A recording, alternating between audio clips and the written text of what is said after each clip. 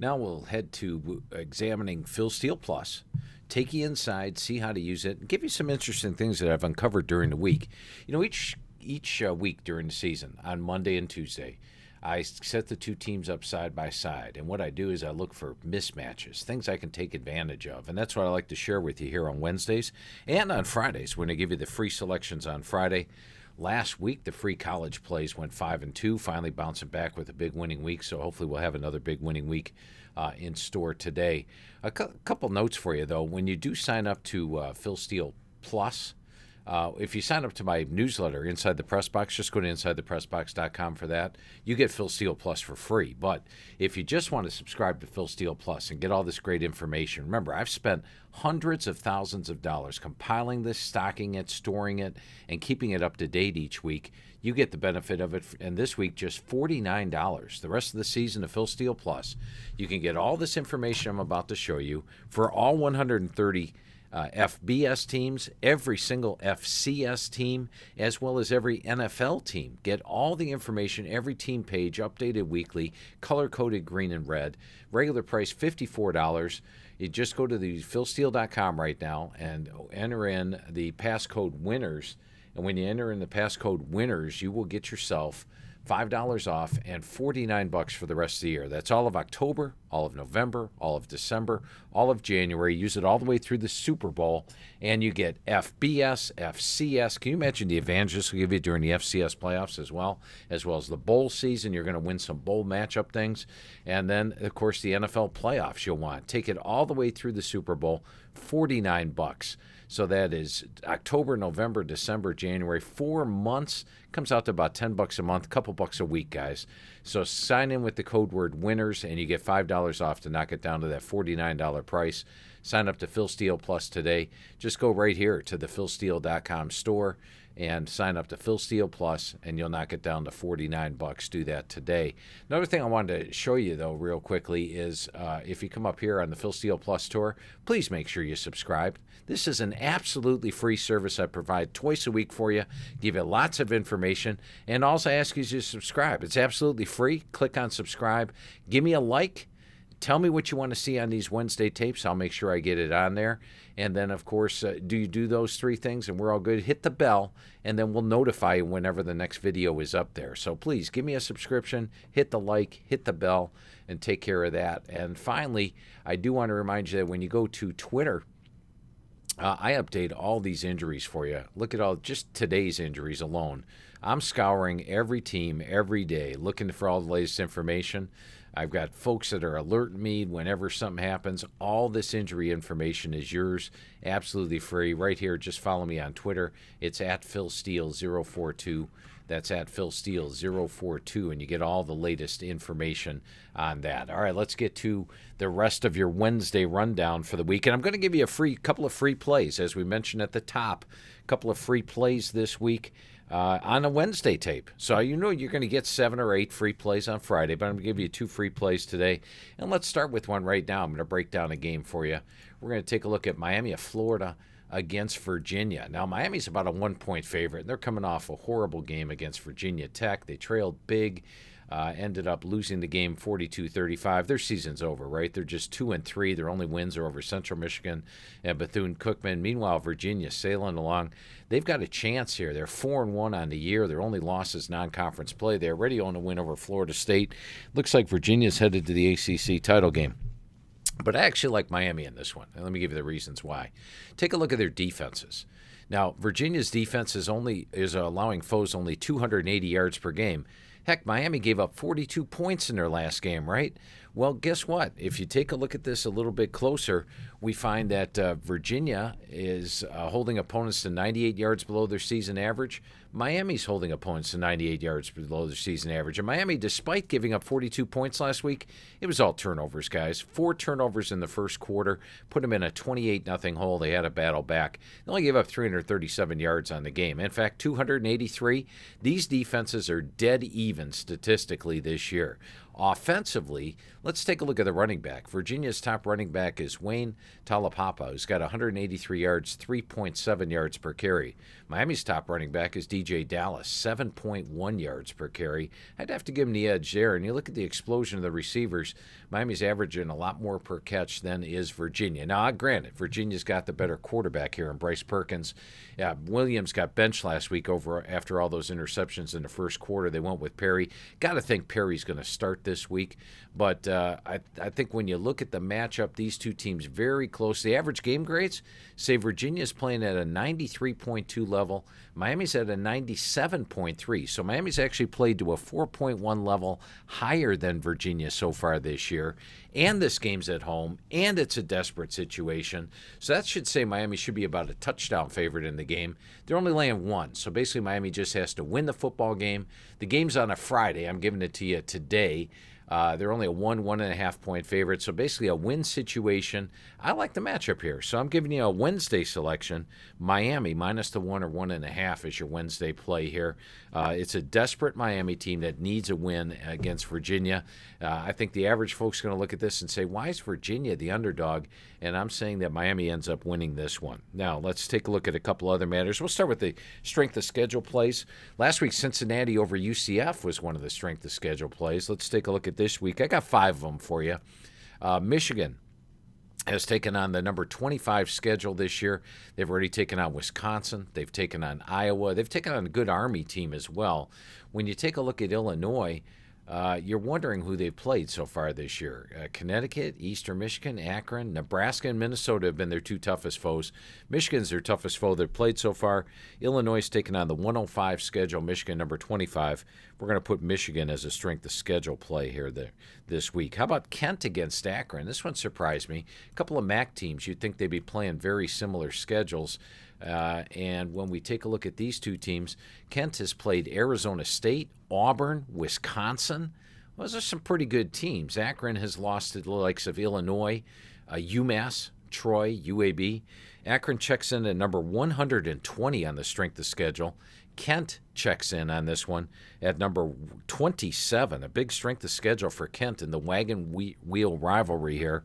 So take Kent, you look at their 3 losses, Arizona State, Auburn, Wisconsin.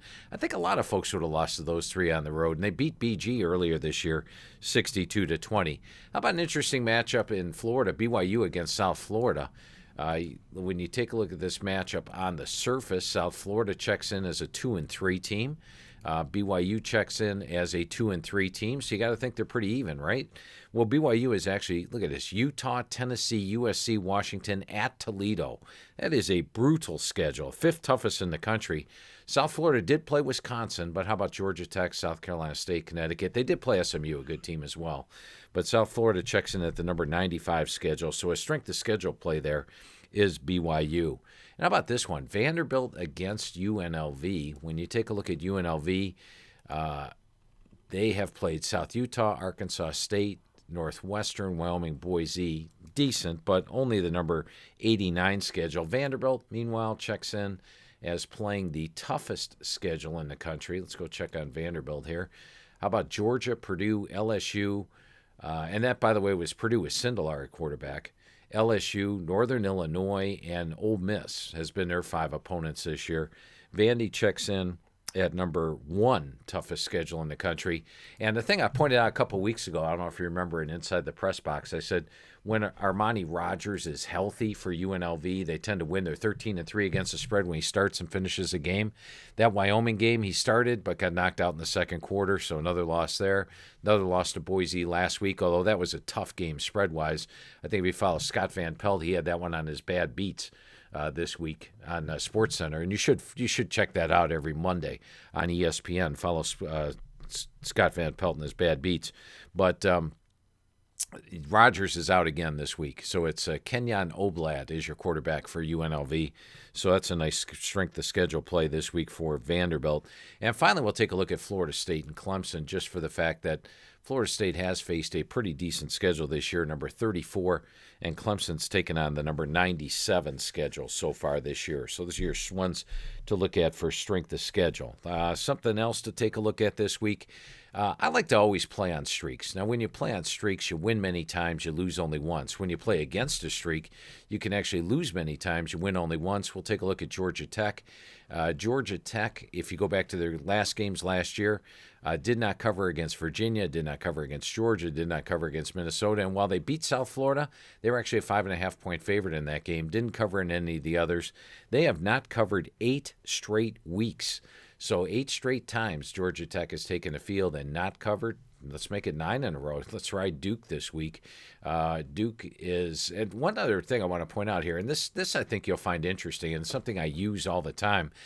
Duke this year, their defense over here, if you look at this category, Duke is holding their opponents to 72 yards per game below their season average. Now, if you put the fact that Georgia Tech's averaging 296, that's about 222 yards per game. Meanwhile, Georgia Tech's offense is averaging 35 yards per game below what their opponents allow. And when you look at Duke this year, they're only allowing 339 yards per game. So added up, Georgia Tech should only gain about 227 yards. Duke, meanwhile, will get about 448 yards using this methodology, with Georgia Tech allowing their opponents 30 yards above their season average, Duke gaining about 390 on the year. So it's an interesting thing that you can look at for these opponents each week. So that's it's another way to use it. That's what these numbers are here. And what they do, they also take out this one. They take out the FCS number is not included in here. So if you're plus 350 yards against an FCS team, which you should be, it is not included down below here in the averages. So I do want to point that out. So this tells you that Georgia Tech this year averaging 35 yards per game on offense below what their opponents allow, and give their opponents 30 yards per game more than what their opponents allow this year. All right, let's get you another play. I promised you a couple plays. One other thing I want to point out. Now, I did point out the thing about Clemson and the schedule strength. But one thing I want to point out about Clemson, I'm watching national media right now, and they're just saying Clemson hasn't played a good game all year. Clemson's been awful. Clemson's been horrendous. Clemson doesn't deserve to be in the playoff mix. And I'm sort of scratching my head on that one, guys. I mean, they opened up the season with Georgia Tech on a Thursday. They beat them 52-14. What else do you want Clemson to do in that game against Georgia Tech? 52-14. The next week they play Texas A&M at home. And remember last week everybody was talking about, hey, Auburn deserves to be the number 1 team in the country because of all that Auburn has done. This was I heard that a lot of times during the course of the week. I mean, they went into Texas A&M and they beat Texas A&M 28-20. But interestingly, Texas A&M had a 391 to 299 yard edge against them. Meanwhile, Clemson had a 389, 289 yard edge against Texas A&M. If you look at that game a little bit closer over here, A&M actually gained 91 yards in the final minutes, scoring a touchdown with 6 seconds left. This thing was 24-3, and A&M had under 200 yards offense before they took over on this final drive, and then A&M scored to make it 24-10. So that's an impressive win. Syracuse 41-6 on the road, a 612, 187 yard edge. Guys, that's impressive. That's a Syracuse team that had given them trouble the last 2 years. Charlotte 52-10. I think they played 111 players in that game. That's an impressive win. The one game they weren't impressive was the most recent one, and I think folks are looking at the fact that Trevor Lawrence this year hasn't been overwhelming. An 8-5 ratio. Everybody at this point would have expected a 24-0 ratio for Trevor Lawrence. But this is 4 pretty good games here, 1 bad game, and yet everybody acts like Clemson hasn't played a good game all season. And I'm scratching my head a little bit. Now, they do come in number 7 in the country in my average game grades, but still, that talk right now that Clemson hasn't played a good game all year, I think they played 4 good games. And then North Carolina, they only won by 1, and that's the game they struggled in. So let's open up your focus, folks. Take a look at the body of work for Clemson, and overall, they have played. And don't give me this stuff. They don't deserve to be in the playoffs. And if they played a top team, they'd get blown out. A couple other things to take a look at. I love when you work on this site here is when you can click on the opponent and it gives you what has happened in the series recently. And I'm leaning Hawaii because Boise's a poor home favorite. Hawaii's been playing great all year this week. Let's take a look at Hawaii real quick. When you look at Hawaii, they beat Arizona, they beat Oregon State, they did get beat by Washington. Central Arkansas, and how about this 54-3 beatdown in Nevada? Now they've off a bye, and they're playing Boise. This one down here says they're home against Boise, but they're actually on the road, which is what this says up here. Todd will get that corrected probably by the time you see this video. But when you get to here, look at how Boise has done the last 5 games against Hawaii. They've won all 5. Green here, by the way, means you won the game straight up. So you can tell right at a glance. All you have to do is click on the last 22 years matchups. You see they've won the last 6. And then look at here. They've won the last 5 against the spread. And interestingly, they're winning by 41 points per game. Now, I will point this out. They have played Hawaii since 2016. And when you go here to the last 40 years results, when you come down below here, I want to point this out. This tells you who the coach was. So Rolovich was the coach in 16, 17, and 18. This is a really neat feature here. And this takes you all the way back. This gives you games since 1976. So this is really everything you need. You guys, if you're looking at history from 1960, I got to wonder in a little bit. Even going back to 76, you wonder, but it's at your fingertips. And you want to know who the coach has been. Rolovich was here these 3 years. Look at that. You're an expert. Remember the Fred Von Appen era? 2-10, 3-9, 0-12. Well, this is not that Hawaii team. They're a much better team, and Rolovich doing a hell of a job with this Hawaii team. But that gives you all that at a glance. So I just want to point that out, how to use this matchup, how to use this 40 years rankings and everything that you can get yourself at a glance. Now let's get to that game I promised you. We're going to take a look at the Indiana-Rutgers matchup, and this is really interesting. And I noticed this last week when I used a press box play on Maryland over Rutgers, and the stats are mind-boggling when you look at how how Rutgers has done offensively. And it's not just this year, and it's not just last year. And one thing I want to point out, now this takes you all the way back. You can look at Rutgers, and you could go back and examine the 2009 season in green and red. And all of our numbers go back all the way to 2009. All this is at your fingertips. So I was browsing through here, and I decided to look at 2016 Rutgers. And look how they do in conference action, number-wise. This is in Big Ten games. They average 248 yards per game, 10 points per game. All right, that's a poor offense. Then the next year, 227 yards per game, 14 points per game. Now, there's a reason Rutgers had a different offense coordinator every year until the start of this year. But now, of course, they have a different offense coordinator again because they just fired the one that we brought back from last year. Last year, 246 yards per game, 11 points per game. So this is a team that can't even get over 11 points per game in Big Ten play. How about this year? 197 yards per game, 2 points per game in Big Ten play. And then Satowski's out, Carter's out, their top running back Blackshear is out, their offense coordinator's out, their head coach is out. How are they going to score any points here? They just aren't scoring any points. They aren't moving the ball, 197 yards per game. And then you wonder how Indy does as a big favorite. How about 7-1 as a home favorite for Tom Allen? So he tends to put it down. They beat Connecticut 38-3. They beat Eastern Illinois 52-0.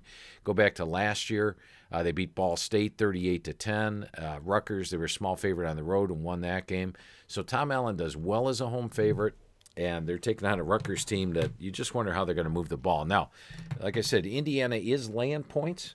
They're laying 27.5. That seems like a lot, but if Rutgers can't score, let's say Rutgers gets to their magic 7 points, that means Indiana just has to put up 34, and they just put up 31 against Michigan State in their last game. And once again, if you click on individual player stats here, this tells you who's played and when. Now, Michael Penix is their starter, 24 of 43, 26, played against Eastern Illinois. Boy, Indiana had a bad game against Ohio State, didn't they? Well, Penix wasn't playing. Penix didn't play against UConn, and Penix did return against Michigan State, 33 of 42, 286 against Michigan State's defense. This is an Indiana team that knows they need to get to 6 wins. They're at 3. Are you going to take Rutgers lightly? No, you need to pick up 4.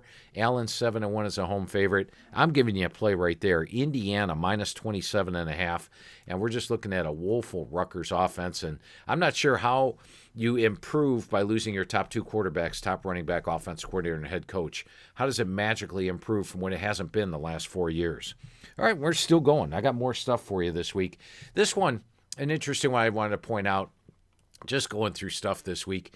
Remember a couple of weeks ago on Inside the Press Box, I had a high-scoring game, and it was on Georgia State and Western Michigan. And that thing got to 43-10 at the half. I believe the total was 68. So I'm like, okay, that's a win. Georgia State will score enough, and Western will score. Final was 57-10, lost it by a point. Look at Georgia State's offense, 38, 48, 34. Last week they had 722 yards against Arkansas State, 52 points, 10. Somehow they had 10 points against Western. Couldn't score in the second half, even when down big. Just a little bitter about that loss for the high-scoring game of the weekend inside the press box because it was a game where it sure as heck got to the point total, but I'm just wondering how Georgia State 38-48. This 38 was against Tennessee, by the way, 52 last week, and yet 10 points in that game. It's just the way it works sometimes. I guess that's why they call it gambling, guys, because anything can happen on the field like that. Let's see what else we got in store for you. Wake Forest this week is ranked, and they're playing. Now, that's how unusual is that? Well, I'd like to, and I'm going to go back to last week's SMU game. SMU played Tulsa, and Coach Dykes mentioned it after the game, and it was the same thing Maryland did after they were ranked for the first time in a long time. Coach Dykes mentioned after the game, he said, you know what, we were playing a little bit tight. We had the national media there. We were undefeated. We were playing well. They were down 30-9 against Tulsa last week. So this week we take a look at Wake Forest, and let's click here on Wake Forest ACC. And do you want to know the last time they're ranked? You got it right at your fingertips. This is for every team back to 1976. Let's take a look at the last 40-year results. And you know from reading the magazine that we put the ranking of the team here. Not ranked in 18, not ranked in 17, not ranked in 16, 15, 14, 13, 12, 11, 10, 9, 2008. So it's been over a decade since Wake Forest has been ranked. Now, they've been playing well. They deserve to be ranked. Don't get me wrong there. They have taken on a fairly soft schedule. Utah State, Rice, North Carolina, Elon, Boston College. But BC's a good team. Beat them by 3. North Carolina's a good team. Beat them by 6. Utah State's a good team. Beat them by 3. 5-0 this year. Now they are nationally ranked for the first time when they take the field. They were ranked last week but didn't play. They're ranked this week. They're playing Louisville. So let's see how that works out. Will they play tight? Or will they play the same way they've been playing and win their game as they've been doing? And this one's interesting, going through the games. Once again, sometimes I just like to put some interesting notes up here. Sometimes you get a team off a big win. Well, how about this matchup, Navy and Tulsa this week? You've got Tulsa led SMU 30-9. They had the big game in their grasp, came up short, 43-27. I already showed you Navy against Air Force, the type of finish they had there, but they pulled out the win.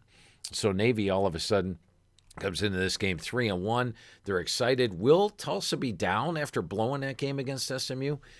We're going to see. It'll be interesting to see how the emotions work out there. But once again, going over here, all you have to do is click on their opponent. One thing interesting, look at how the series history has been. Navy's actually won the last 4 in this series. And look at the rush yards. And this is the beautiful thing about this. Green, red, everything at your fingertips. Back off and just look at this page. Boom. You look at this green numbers. Navy's rushing for an average of 417 yards per game the last 4 games against Tulsa. Now, Tulsa does have an improved defense this year. They're holding opponents to 60 yards per game below their season average. But last year, you may not know this about Tulsa. They were a 3-win team. They held their opponents to 12 yards per game below their season average. So that would probably surprise you. This year, when I was talking to Coach Montgomery going over the team, I said, hey, your defense is going to be pretty good this year. They have been. They're holding opponents to 60 yards per game below their season average. But Navy has had their number the last 4 years, rushing for over 400 yards per game. Once again, all this at your fingertips. For every team on every game, just go to sign up right here at the website, philsteele.com. Go to philsteele.com, go to the store, sign up for the regular price is $54. With the code word winners, you get it for $49. And that gets you Phil Steele Plus for the rest of the year. Oh, another thing we're going to take a look at here is the Duke-Georgia Tech game. And this one I found interesting. I lean with Duke. I'm going against that spread. But I don't know if I've seen a drought this long in a long time. Let's click on Duke and take a look at their series 3 against Georgia Tech. Do you notice anything about this line here? it's missing the minus signs. Duke has not been favored in this series. Now, you could go back to 1997, and that's as far back as our last 22 years matchups goes, and generally that's all you need. But if you're curious, you say, you know what, 1997, okay, when's the last time they were actually favored? Let's go to the 40 years. All right, we know it's back to 97. Was Duke favored here? Nope, underdog. Duke against Georgia Tech, underdog. Duke against Georgia Tech, underdog. Duke against Georgia Tech, underdog, underdog, underdog, underdog. Favored. No, favored. 1989 was the last time Duke was favored over Georgia Tech. I find that stat amazing, but guess what? You could have looked it up yourself right here on Phil Steele Plus. So do make sure you check out Phil Steele Plus, and make sure you check these videos out. I'll be back on Friday with the Phil Steele Plus tour. I'll have 8 selections for you, a lot of fun facts, a lot of interesting things, and I'll also show you how to use the website. And remember, if you subscribe to Inside the Press Box, you actually get Phil Steele Plus for free. So thanks for checking out my Wednesday, Thursday Phil Steele Plus. Back on Friday with the Phil Steele Plus with selections. Gave you a couple free ones on this one. And thanks for using